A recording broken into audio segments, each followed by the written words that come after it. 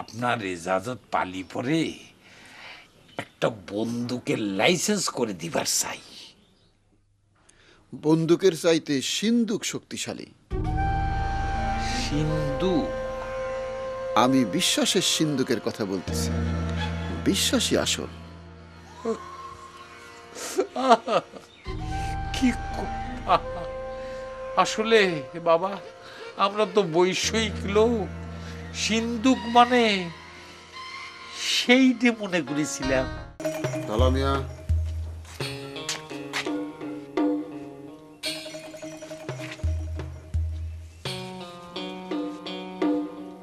যাও।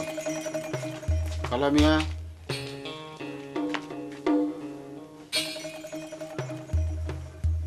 যাও।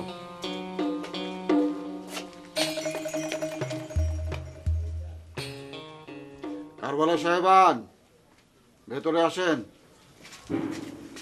যে আপনার সন্তানদের কেমন লাগে তাকায় দেখেন।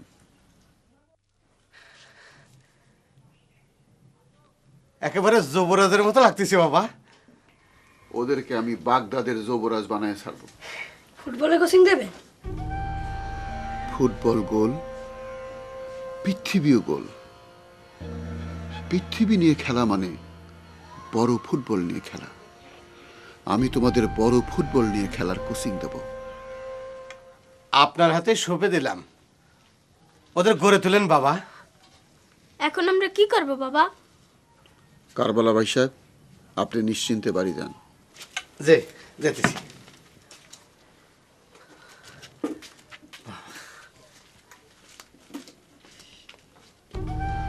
শোনো, এখন থেকে তোমরা আমারে কোনো প্রশ্ন করবা না। তোমাদের মনের প্রশ্নের উত্তর আমি নিজে থেকেই দিয়ে দেব। জি। বুঝতে পেরেছ? জি জি। নিজেদের ডান হস্ত এখন মাথার উপরে রাখো। শপথ করো। আজ হইতে পৃথিবীকে নিয়ে ফুটবল খেলার জন্য নিজেকে নিয়োজিত করিলাম। আজ হইতে পৃথিবীকে নিয়ে ফুটবল খেলিবার জন্য নিজেকে নিয়োজিত করিলাম। এই কঠিন খেলায় গোপনীয়তা একান্ত প্রয়োজন। এই খেলায় গোপনীয়তা একান্ত প্রয়োজন। কাহারও কাছে আমরা এই গোপনীয়তা প্রকাশ করিব না। কাহারও কাছে আমরা এই গোপনীয়তা প্রকাশ করিব না। গোপনীয়তা প্রকাশ করলে কি হবে বাবা? মাথার মাঝখান থেকে কাঁটাওয়ালা গাছ বের হবে। শরীরের চারপাশে এই কাঁটাওয়ালা গাছের শাখা প্রশাখা ঝুলে পড়বে।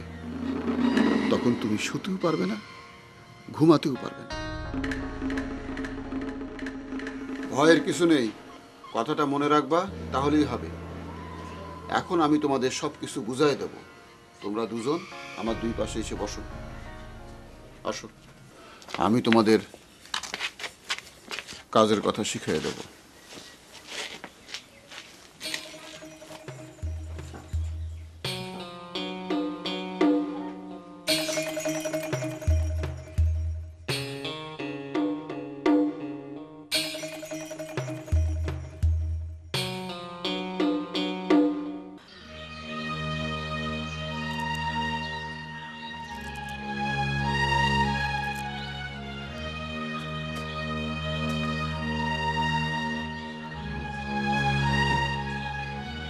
কেমন আছেন মৌলানা সাহেব?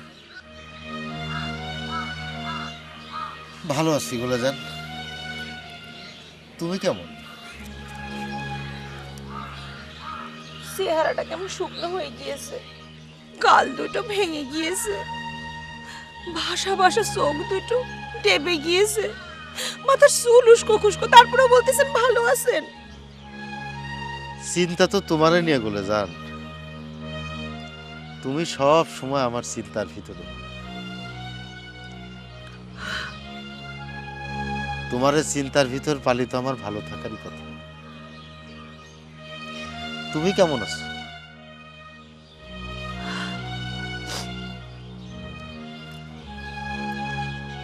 আমিও আপনার মতোই ভালো আছি।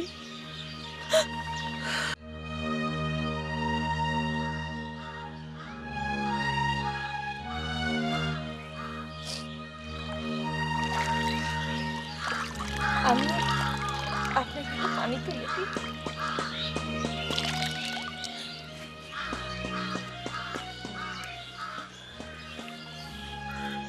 ওই জ্যোতিষ বেটার গণনা তোরা মানিস নে। হ্যাঁ, তোরা দুইজন দুজনের হাত ধরে দূরে কোথাও পালিয়ে যা। এই কথা বলে না, পালাবো কেন? যদি কিছু করতেই হয় ওই জ্যোতিষ বেটার সামনেই করবো।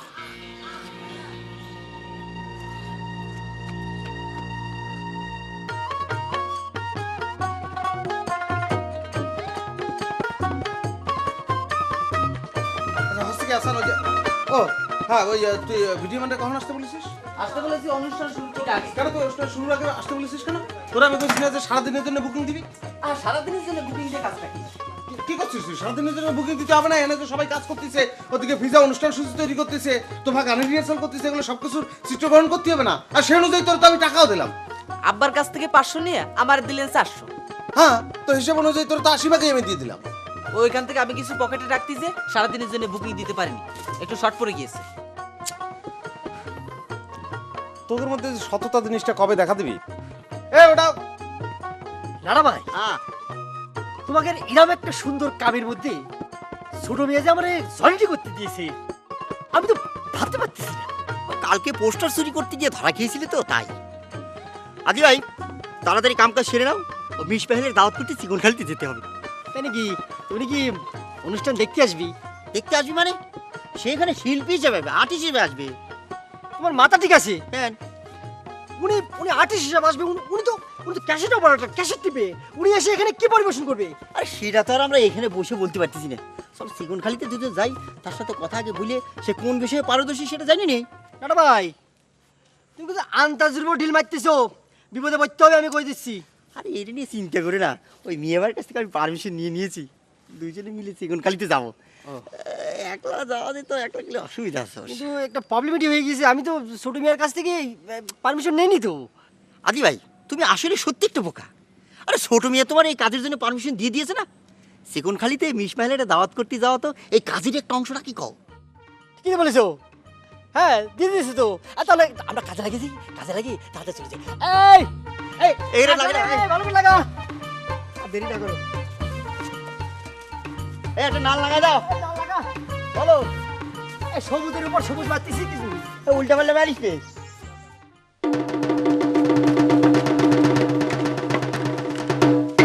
আসসালামু আলাইকুম। আলাইকুম। তোরা? বাবা আমাকে এই কাজে নিয়োগ করেছেন। ও, বাবা বলেছিল। তা তোরা তো খুবই খুশনসিব, বাবার খেদমতে নিজেদের নিবেদিত করতে পেরেছিস। তা এই বাবা আছে?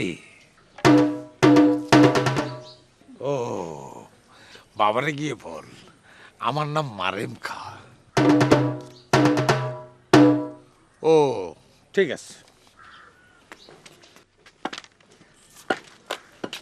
এক সকালের মধ্যে তোরা এত কিছু করলি কি করে?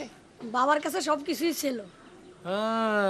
বাবার তাহলে বাতাসের মধ্যে ছাতির কারখানাও আছে। বাবা অনুমতি দিয়েছেন? হ্যাঁ।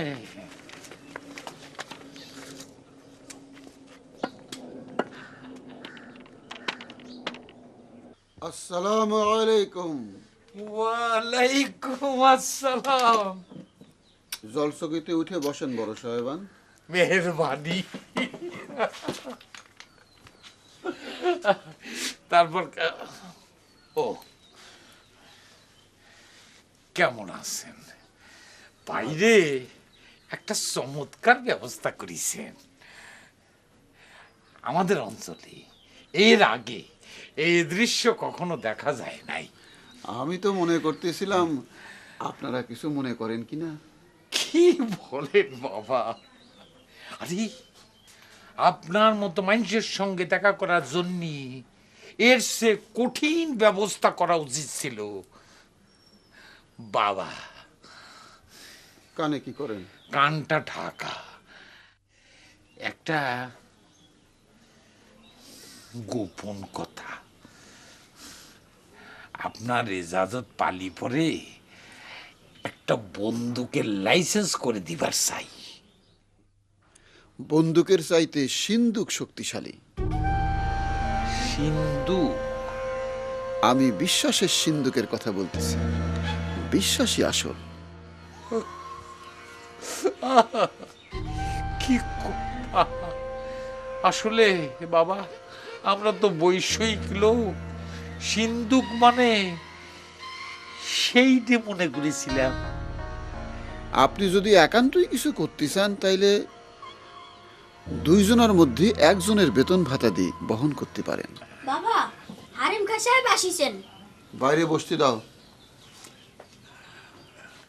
কালা, এদিকে এসো। এই তুমি বাবা প্রত্যেক মাসের 1 তারিখে আমার বাড়িতে আইসে আমার কাছ থেকে 300 টাকা বেতন ভাতা নিয়ে যাবে, বুঝেছো? ধন্যবাদ। খা বংশের দান দক্ষিণার তুলনা হয় না। তা বড় সাহেবান, জি। কি উদ্দেশ্য নিয়ে আমার কাছে এসেছেন, নাকি জেনারেল ভিজিট করতে? না বাবা, একটা উদ্দেশ্য তো আছেই। আজ বাদ মাগরিব আমার ছেলেরা একটা অনুষ্ঠান করতে চাচ্ছে। দলিল হস্তান্তর?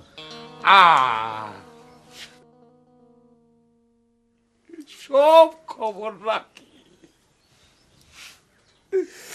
আপনারে কিন্তু সে অনুষ্ঠানে হাজির থাকতে হই। আমি উপস্থিত থাকব। আপনার ছেলেরা অনুষ্ঠান করে আমার এই জমির কাগজপত্র বুঝাই দেবে, বিষয়টা একেবারে নতুন। আমি উপস্থিত থাকব। আলহামদুলিল্লাহ।